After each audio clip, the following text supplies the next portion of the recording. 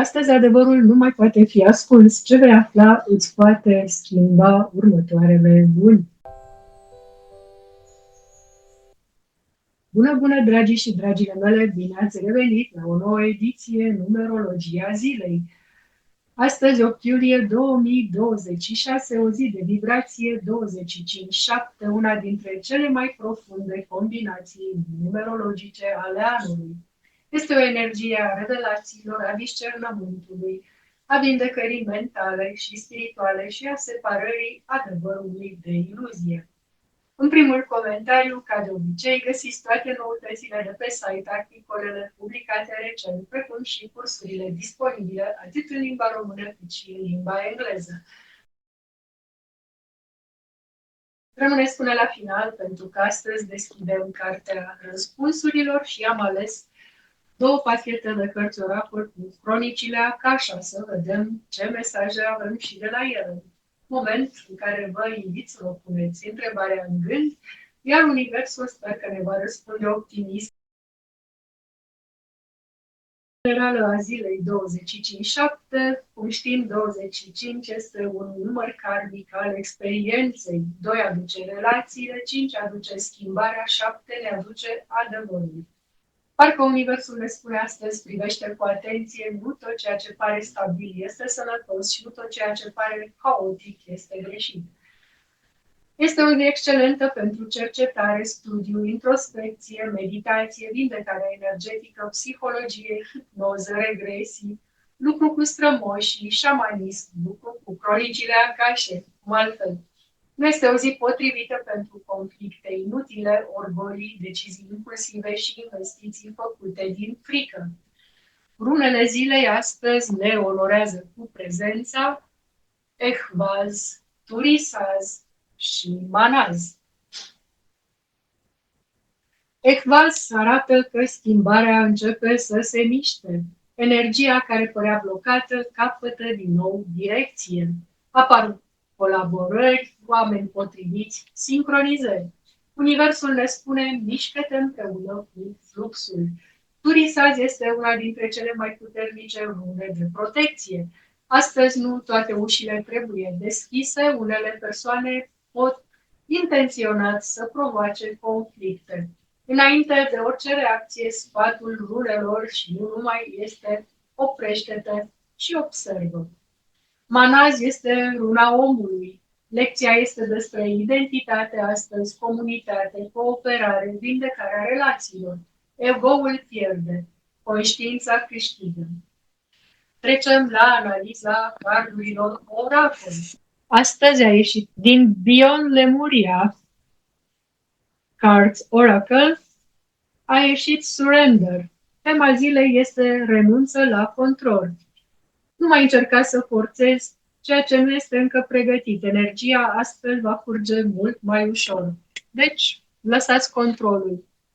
Din visul șamanic al lui Alberto Villoldo a ieșit cardul Mitox, detoxifiere.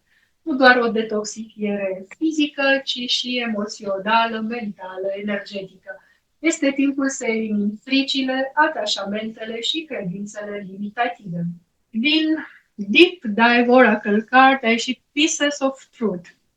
Nu vei primi azi întregul puzzle, vei primi exact piesa sau piesele de puzzle de care ai nevoie. Restul vine ulterior. Aflăm pe bucățele mici, punem cap la cap.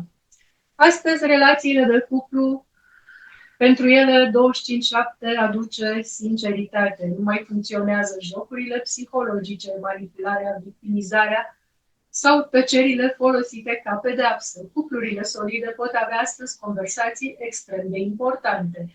Cuplurile fragile pot realiza că relația merge într-o direcție diferită. Ziua favorizează împăcările autentice, vindecarea rănilor vechi, comunicarea profundă, iar dacă ești singur, există posibilitatea să apară o persoană cu care conexiunea este mai întâi mentală și spirituală decât romantică. Analiza sociopolitică și energetică globală, foarte pe scurt. Vibrația 25-7 arată Frecvent perioade în care atenția publică se mută spre investigații, transparență și reevaluarea deciziilor instituționale. În acest context, este probabil ca agenda internațională să continue să fie dominate de subiecte precum tensiuni geopolitice și negocieri diplomatice, evoluțiile economice legate de inflație, dobânzi și piețele financiare, accelerarea dezvoltării inteligenței artificiale și dezbaterile privind reglementarea ei, fenomene meteorologice extreme și discuții despre reziliență și infrastructură, securitate cibernetică și protecția datelor. Interpretarea numerologică nu afirmă, cum am spus, cauze sau predicții factuale, ci doar oferă o lentilă simbolică prin care putem reflecta asupra evenimentelor prezentate de mass media. În energia lui 25/7, lecția colectivă este să verificăm informațiile, să evităm reacțiile impulsive și să căutăm contextul înainte de a trage concluzii. Culorile zilei astăzi: indigo, violet, alb perlat, argintiu, albastru închis. Evitați excesul de roșu. Cristalele zilei: labradorit, selenit, ametist, fluorit, lapis lazuli și ochi de șoim. Talismanele zilei: floarea vieții, triquetra, pentagrama de protecție, cheia lui Hecate și Veg Visir. Frecvențe recomandate astăzi: 963 Hz pentru conexiune spirituală, 741 Hz purificare, 852 Hz intuiție, 432 Hz echilibru și 528 Hz armonizare și regenerare. Florile zilei: lavandă, iris, crinal, floarea pasiunii și iasomie. Iasă frumos! Playlistul zilei pentru o vibrație introspectivă și elevată, așa cum este 25/7, păstrăm Enya cu Only Time, înapoi Lorena McKinney cu The Mystic Dream, Snatam Kaur cu Om Namo, Ludovico Einaudi cu Nuvole Bianche, Hans Zimmer cu Time, Lisa Gerard și Hans Zimmer cu Now We Are Free, Deva Premal cu Om Mani Padme Hum, Olafur Arnalds cu Near Light.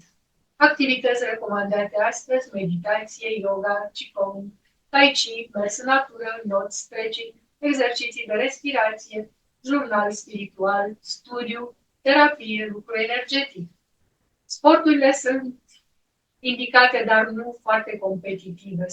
Sporturile competitive mai puțin favorizate astăzi decât activitățile care dezvoltă concentrarea și echilibrul. Mudra recomandată astăzi: Gyan Mudra, mudra cunoașterii. Cum se realizează? Te așezi confortabil cu spatele drept, unești ușor vârful degetului arătător cu vârful degetului mare, celelalte 3 degete rămân întinse, dar relaxate. Palmele pot fi orientate în sus și sprijinite pe genunchi. Respiră lent și menține mudra între 10 și 20 de minute. Calmează mintea, susține concentrarea și claritatea, favorizează meditația, stimulează intuiția și discernământul în armonie cu vibrația zilei de 25/7. În armonie perfectă cu programul curs Limbajul Universului, metoda convergenței divine, prima parte, primul level pe care l-am postat deja pe site și la care vă aștept. Mesajele numerelor de destin. Începem cu destinul 1. Este momentul să conduci prin exemplu, nu prin forță. Curajul liniștit inspiră mai mult decât autoritatea impusă. Destin 2. Ascultă, astăzi cineva îți spune exact ceea ce aveai nevoie să auzi. Mesaj, intuiția ta vede dincolo de cuvinte. Destin 3. Creativitatea vindecă, publică, scrie, vorbește. Mesaj, vocea ta poate aprinde lumina și în alții. Destin 4. Reorganizează, nu reconstruitor, doar simplifică. Mesaj, stabilitatea vine din ordine, nu din rigiditate. Destin 5. O revelație schimbă direcția. Acceptă noutatea, nu te teme. Mesaj, libertatea apare atunci când renunți la ceea ce nu te mai reprezintă. Destin 6. Astăzi vindecă familia, relațiile și trecutul. Mesaj, compasiunea autentică începe cu tine însuți. Destin 7 este una dintre cele mai puternice zile personale. primești răspunsuri și ai încredere în ceea ce simți înainte să apară confirmarea exterioară. Destin 8, atenție la deciziile financiare, nu grăbi investițiile. Mesaj, puterea adevărată este în discernământ, nu în viteză. Destin 9, închei un ciclu, nu te agăța, mesaj, ceea ce pleacă, lasă loc pentru ceva mai potrivit. Destin 11, clarviziunea este amplificată, sincronicitățile cresc, mesaj, lumina pe care o cauți este deja prezentă în tine. Destin 22, tu ai tu construitul, e ceva important. Ai răbdare, fundațiile solide, susțin proiecte care durează ani. Destin 33, astăzi vindeci prin simpla prezență. Blândețea ta poate transforma mai profund decât orice argument. Destin 44, strategia este cheia, nu reacționa, doar observă. Mesaj, viziunea pe termen lung, îți oferă avantajul de care ai nevoie. Sfatul zilei ar fi să nu încercăm să aflăm toate răspunsurile într-o singură zi, pentru că 25/7 ne oferă doar o bucățică mică din puzzle, nu oferă întreaga hartă, doar oferă corect următorul pas. Iar uneori, exact acel pas schimbă întreaga călătorie. La finalul acestei întâlniri am promis că deschidem cartea răspunsurilor și cronicile Akasha. Să vedem. Vă rog să vă formulați întrebarea, eu am pregătit cartea și eu simt că energia zilei favorizează revelații subtile, iar răspunsul pe care îl putem primi o să ne aducă exact claritatea de care avem nevoie în acest moment. 1, 2, 3 și... Wow! It's gonna be great! Se repetă, it's gonna be great! Ce răspuns extraordinar pentru o zi de vibrație 25/7. Foarte, foarte frumos. Se repetă, dar e de bine. Mesajul este chiar surprinzător de optimist și vine ca un echilibru după energia mai profundă a unei turisas care ne cere discernământ și răbdare. Dacă la începutul analizei am vorbit despre introspecție și adevăr, se pare că finalul aduce confirmarea că această perioadă conduce spre un rezultat favorabil. Universul ne spune simplu, totul va fi minunat, dar asta, cum am mai zis și zilele trecute, nu înseamnă că nu vor exista provocări, ci că direcția în care mergi este cea bună. Există momente în care mintea vede obstacole, însă sufletul știe deja că lucrurile se vor așeza exact așa cum trebuie. Pentru cei care urmăresc frecvent acest tip de analiză, dacă întrebarea voastră este legată de un nou proiect, o relație, sănătate, bani, schimbarea locului de muncă, un examen sau, de ce nu, dezvoltare spirituală, eu consider că este un mesaj încurajator. Există premise favorabile pentru un rezultat bun, chiar dacă procesul cere răbdare și încredere.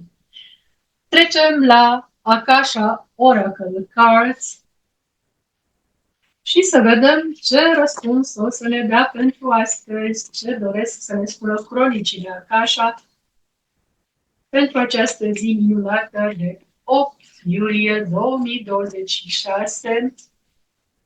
A ieșit Inner Peace Journey. Foarte interesant. Deci Inner Peace Journey, drumul către pacea interioară. Nu spune că am ajuns la destinație, suntem pe drum, doar că fiecare dintre noi a pornit pe drumul corect. Pacea nu vine atunci când lumea exterioară devine perfectă, ci atunci când încetăm să ne mai luptăm noi înșine. Astăzi, foarte mulți oameni pot realiza că problema nu era în exterior, ci în modul în care priveau situația. Dacă eu privesc aparent în jos sau forțat în sus, este fiindcă am mutat un alt monitor care este mult mai mare, iar camera este deasupra cu cel puțin 15 cm decât era zilele trecute. Da, Inner Peace Journey, un card extraordinar și trecem acum la setul de cărți oracol, Akasha Chronic Oracle al doamnei Gabriel Orr. Să vedem ce doresc cronicile Akasha să ne transmită astăzi. Nu știu, am dat destul de rar cu aceste de cărți oracol, așa că nu știu dacă vă place sau nu, dar o să-l folosesc și să-mi lăsați feedback în comentarii.